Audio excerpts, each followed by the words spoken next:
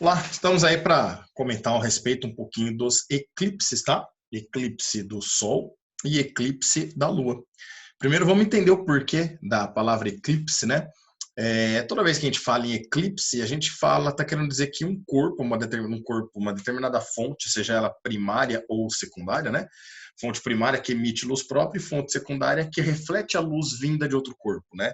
A gente fala que o corpo rebrilha, reflete a luz. Mas não importa o tipo de fonte, é quando você não permite que a luz daquele corpo chegue até um determinado ponto. Por exemplo, se a gente observar aqui, ó, nós temos o Sol, a Terra e entre a Terra e o Sol nós temos a Lua.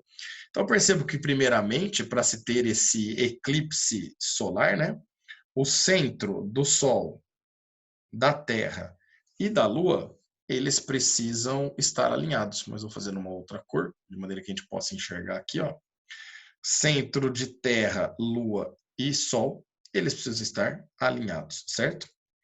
E isso parece uma coisa simples, né? Mas na verdade, olha só que bacana. A trajetória da Lua ao redor da Terra não é uma trajetória nesse plano horizontal que nós estamos trabalhando, mas sim no plano inclinado. Então a Lua gira ao redor da Terra mais ou menos nessa trajetória aqui, ó. Ela oscila também à sua altura.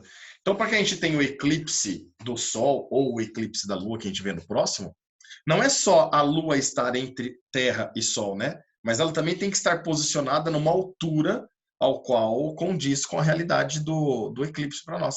Por exemplo, imagine que a Lua, que é a nossa bolinha cinza ali, ó, ela estivesse nessa posição aqui da trajetória dela, ó. Ela está alinhada com o nosso objeto, certo? Com o Terra e Sol. Porém, apesar de alinhada, está numa posição e não determina o eclipse, né? Uma determinada região ali da Terra. Então, percebo que para ter esse eclipse, não basta estar a Lua entre Sol e Terra. Precisa estar entre Sol e Terra e ainda ela estar numa altura que coincide exatamente com o alinhamento que a gente desenhou em vermelho ali. Fechou? O que seria o eclipse? Percebam que aqui, ó, vou colocar uma setinha amarela aqui, nós temos uma ampliação daquela imagem do que está acontecendo ali na Terra, né? Uma foto um pouco maior. Percebo que existe uma região ao qual a luz que vem do Sol não consegue passar. Por quê? Porque a Lua é um material opaco. A luz não atravessa a Lua para nós.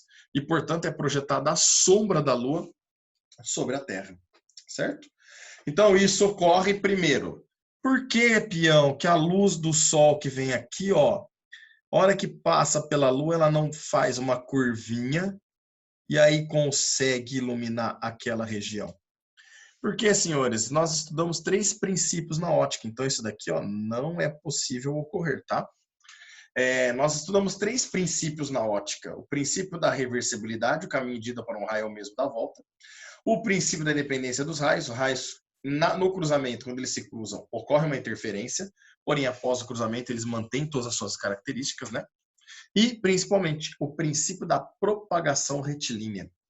Todo raio anda em linha reta para nós. Isso significa que não tem como a luz fazer uma curva ali, certo? Então, ela se propaga em linha reta. Dessa forma, ó, vou apagar aqueles elementos que eu coloquei ali, no caso a setinha e esse xizinho, né? Dando que não pode ser. Nesse caso, a gente pode garantir o quê? Que como a luz se propaga sempre em linha reta, no máximo ela chega nesse ponto aqui. Vindo do outro lado, ela passa pela outra extremidade da Lua, chega nesse ponto. E aí a gente não consegue mais fazer com que a luz chegue em regiões internas a esse pedaço, né? Estamos trabalhando nesse ponto aqui, ó. Se a gente tivesse ampliado a foto, seria isso. Portanto, nós temos a chamada região de sombra para nós. Se eu estou na Terra, olha lá, estou posicionado aqui, ó, sobre a superfície terrestre. Opa, não é retinha, quero caneta. Sobre a superfície terrestre. Estou aqui, ó.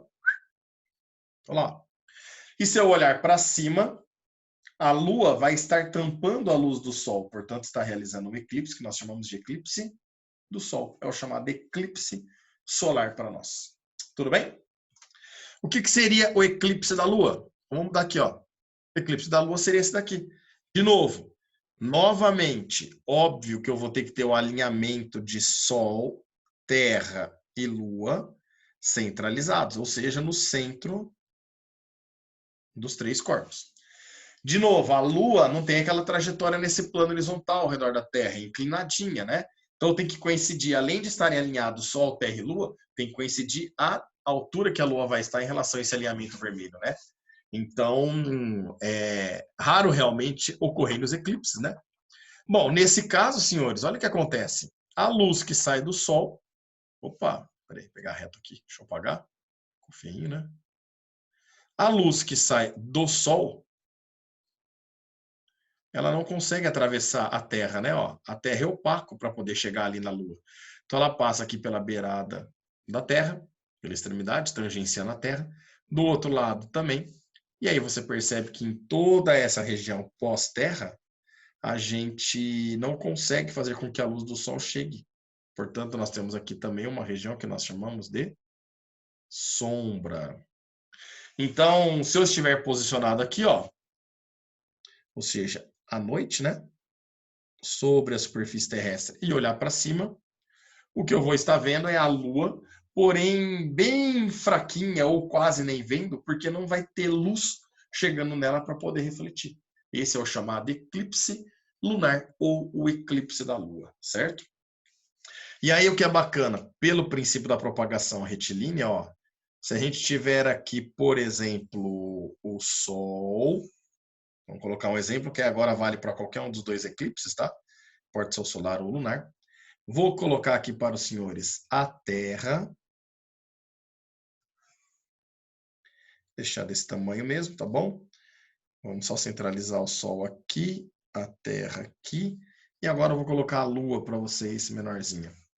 E a Lua, que nesse caso nós vamos diminuir o tamanho. Não só para os eclipses, tá? Mas olha que bacana. Se ele sugere, tá? Não estou falando que é isso que acontece, mas se ele sugerir que num determinado eclipse da Lua, que quase não ocorre, mas que a luz chega nessa posição de um lado e que chega nesta posição do outro lado. Estando a Lua aqui, ó, bem nesse pontinho, percebo que aí nós temos a formação de 2 triângulos. Estão vendo ou não? Olha lá que bacana. Vou desenhar aqui um triângulo verde, ao qual a base desse triângulo seria o diâmetro do Sol, e a altura desse triângulo seria a distância do Sol até a Lua. Triângulo verde. E eu vou ter um triângulo azul, ao qual a base do triângulo azul seria o diâmetro da Terra, e a altura desse triângulo azul seria a distância da Terra até a Lua. E aí, como são 2 triângulos semelhantes, vocês vão poder, em várias vezes, trabalhar com semelhança de triângulos. Quer ver uma outra relação? Na própria figura que eu coloquei aqui para vocês, ó, diâmetro do Sol, aí olha aqui, ó, um triângulo formado aqui, o outro triângulo formado aqui com o diâmetro da própria Terra. E aí percebo que são triângulos opostos pelo vértice ao ângulo OPV.